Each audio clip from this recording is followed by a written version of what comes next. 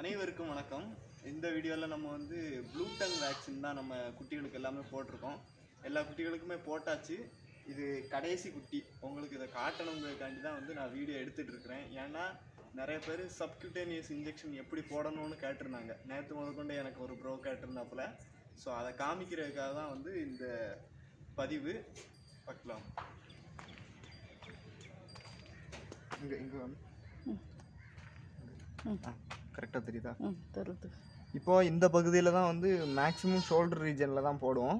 Subcutaneous வேக்சினை பொறுத்தளவில் நீங்கள் எப்படி போடணும் அப்படின்னா, இந்த தோலுக்கும் உள்ளே இருக்கிற சதைக்கும் நடுஸில் ஒரு லேயரில், அந்த லேயரில் தான் வந்து நம்ம எப்போவுமே ஊசி போடணும். மேக்ஸிமமான வேக்சின்ஸ் எல்லாமே அந்த மாதிரி தான் போடணும். இப்போ பாருங்கள், ப்ளூ டங்க்கான வேக்சினு இங்கே தெரியணும்ண்ணே. தெரியுதா? கரெக்டா? இப்போ இந்த மாதிரி குட்டியை வந்து ரிஸ்ட்ரெயின் பண்ணி பிடிச்சிக்கோங்க, அதாவது கட்டுப்படுத்தி பிடிச்சிக்கோங்க. அதுக்கப்புறமாயிட்டுக்கு பாருங்கள், இதில் ஒரு எலும்பு இருக்கும். எலும்புக்கு கொஞ்சம் அடுத்தாப்பில் தான் போடணும்.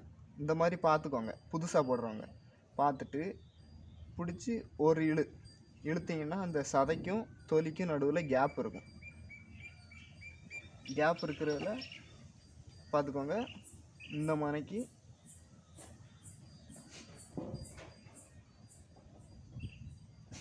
லைட்டாக தான் விடணும்.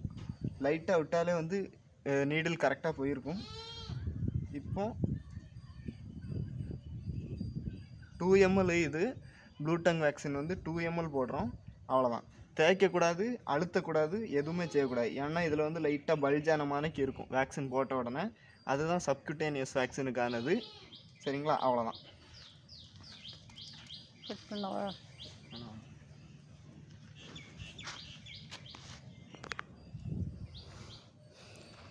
இப்போ வந்து இந்த குட்டிகளை எல்லாத்துக்குமே வந்து போட்டாச்சு. ஃபஸ்ட்டு வந்து நம்ம வந்து பிபிஆர் வேக்சின் போட்டிருந்தோம். செகண்ட் வந்து இப்போ வந்து ப்ளூ டங் வேக்சின் போட்டிருக்கோம். ஏன் அப்படின்னா, நம்ம ஒவ்வொரு ஏரியாவில் வந்து எது பரவிக்கிட்டு இருக்குதோ டாக்டர்ஸ்கிட்ட கேட்டாலே சொல்லிடுவாங்க.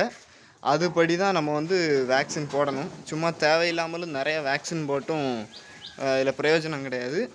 அப்பப்போ என்னது வந்துட்டு இருக்குதோ அதுக்கேற்றாப்புல வந்து போடணும். சில இடத்துல ஆந்த்ராக்ஸ் வரும், சில இடத்துல எஃப்எம்டி வரும். ஸோ உங்கள் ஏரியாவுக்கு வந்து டாக்டர்ஸ்கிட்ட நீங்கள் கேட்டுக்கோங்க. அப்போதைக்கு உங்களுக்கு என்ன வேக்சின் போடணுமோ அதை நீங்கள் போட்டுக்கோங்க. சரிங்களா?